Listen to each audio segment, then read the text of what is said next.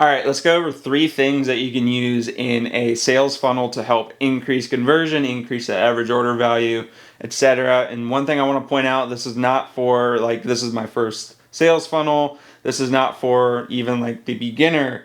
I got a sales funnel up and it's growing. This is more for the people with the advanced sales funnels. And when I say sales funnel, I don't mean your sales funnel of your entire business. I mean, like, let's think e-commerce for a second and go from here's my landing page, here's my upsell 1, my upsell 2, upsell 3, downsell, blah, blah, blah. This is specifically for those people. This is somewhat advanced, some stuff you might already know, but here's 3 key things that if I wanted to increase the conversion or the average order value or even the lifetime value of my funnel, these are the things that I'd use. So let's jump right into it. The very first one, let's start with the offer page.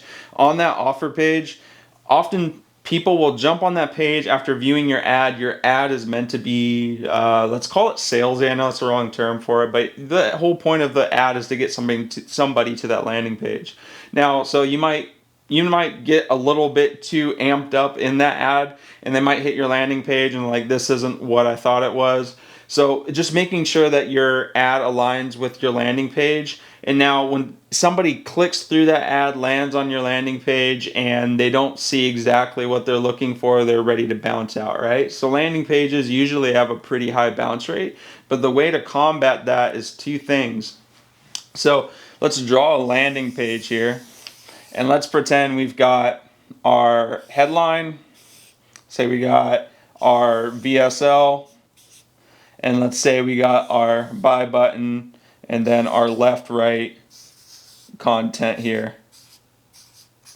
Right? So oftentimes when people hit this landing page, they go straight for this back button up here to get them the heck out of there, because maybe they didn't resonate with the page, or they didn't connect the ad with the page, or maybe they just, I don't know, it wasn't what they thought it was. So we want to combat this. We don't want them to bounce out of our page. We want them to at least do something, right? Put in their information, whatever it might be.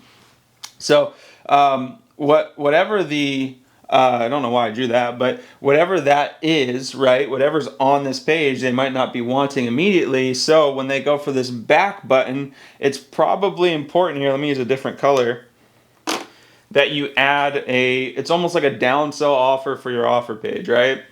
Now, when they go for this back button, in most softwares, honestly, all softwares nowadays, they have an exit pop feature. So when somebody moves their mouse towards this back button, and if you don't know if your software has this, ask one of the support agents or the tech agents, whatever it might be, and see if you can find this. Because as they move their mouse towards this back button here, it will trigger an exit pop that will give them another offer, right? So maybe they landed on this landing page and they saw that this was super expensive, right? And they're like, whoa, whoa, whoa, I'm not willing to spend that much right now. Hit them with a back pop that is a little bit less expensive. It takes a discount off the thing. It's like, wait, I want you to have this thing. I don't want finances to get in the way. Would you like a 10% discount, 20% discount? And then watch your conversion rate on this and send them to a offer pay or order form that has that new discount on it or applies that discount to whatever your product might be. Now, another way to do this is just going ahead and adding a no thanks button down here. So if we had imagine you could have both of these, but imagine this doesn't exist and this was your yes button that opens your order form. Imagine you had a no thanks button down here that when they read all this, they see that price and they're like, I don't want that. They can click that button instead of clicking the back button. If they click the back button, the best you got is retargeting through whatever your ad platform is, Google, Meta, whatever it might be. That's the best you got, right? Unless you got other softwares to capture that information using data sources and all that. We won't need to get into that here. But that's the best you got. So you want to capture some kind of information. So this is essentially this exit pop just without them hitting a back button or moving towards a back button, right? So we're just playing in their mind a little bit because they're reading this, and if they're deciding they don't want it, they're already thinking no. And the best way for them to say no is by hitting the no button makes a lot more sense as you're saying no to all this to hit that no button than to come all the way back up here and hit that back button. Now I'm over exaggerating that just because you know how quick it is to move your mouse up here, but your brain thinks a lot faster and you're thinking no and then I'm gonna hit no, right? If you hit that no button, it can do one of two things. It could trigger this pop-up, or it could take them to a separate page where you have that discount or a totally different offer that aligns with whatever you're talking about in that ad. So obviously your main offer needs to coordinate with what's being talked about in that ad, but maybe you have another offer, maybe a lower tier offer that also would coordinate with that ad. Makes sense? So if you're offering a supplement for immune health and that's vitamin D, and they're like, oh, I already have vitamin D, and they click that no button, and the next offer is vitamin C, and it's at a cheaper price, there might be like, oh, I don't have vitamin C, let me grab that instead, right? It might resonate with them more. So that's number one, is making sure you have some kind of exit pop or something along those lines to help capture that person when they're on that page. So let's go ahead and talk about, whoops, dropping markers. Let's go ahead and talk about my second favorite, which is done on your upsell pages. So oftentimes people have been through a funnel before, or they've gone through a sales process before, and they got the thing that they're originally there for, and they just want to get to the end, right? So they'll click through your stuff really quickly just to get to the end. We want to slow them down for a second so we have another chance to sell them on whatever our next offer is, whatever our upsell is. So I don't see a lot of people doing this, but when I did this, the conversion rate, I'm not even over exaggerating here. Going from like a 15% conversion rate on that first upsell to a 30 to 40% conversion rate on that first upsell. Not even over exaggerating there. So let's draw another page here. Let's pretend this is our upsell one page. You know, at the very top, let's use a different color. At the very top, we've got our, you know, whatever our headline is, our sub headline. And then we have, let's do another sales video, right? Now, I'm not going to draw the rest of this just yet. So what we'll have, let's say, I'm going to coordinate my colors here. Let's grab blue. Let's say we've got a bunch of information on this page. It's got our buy button. It's got our no thanks text, more left, right content, whatever that is, right?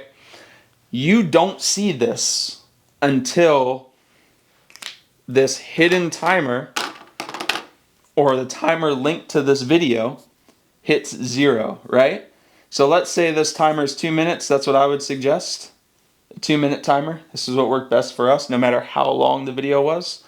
It reveals the rest of this page. So imagine this is all gone, right? When they land on this page, let's do that. When they land on this page, that's all they see. And you might have something like this where it says, hey, I'm going to butcher this, big stop sign that says stop, watch this, oops, watch. And they're kind of inclined to watch this video like, hey, the important update about your order, blah, blah, blah, right? And this is all they see. Oops, sorry.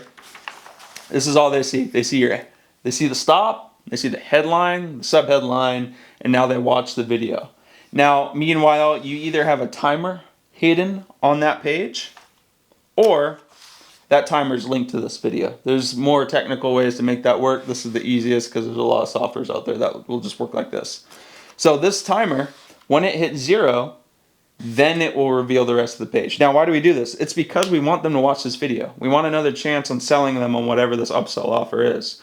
We don't want them to see all this right away and immediately make a decision like, oh, I don't want anything else. Get me out of here. They'll hit the back button, they'll bounce out, or they'll hit the no thanks button. So another thing you can do to combat that is tell them not to hit back, because this is actually a real thing. Sometimes when people hit that back button, they'll go back to the offer page and it will duplicate their order. It causes issues. They don't want that. So we just call that out right up front. Hey, don't hit the back button. Well, we might have issues getting your order sorted. So instead, we just want to take them right down to either when this page is revealed, take them right down to the offer. That way they can hit a no thanks button. So we have the opportunity to send them to the downsell, or they hit that yes button because they took the time to watch that video and got that upsell.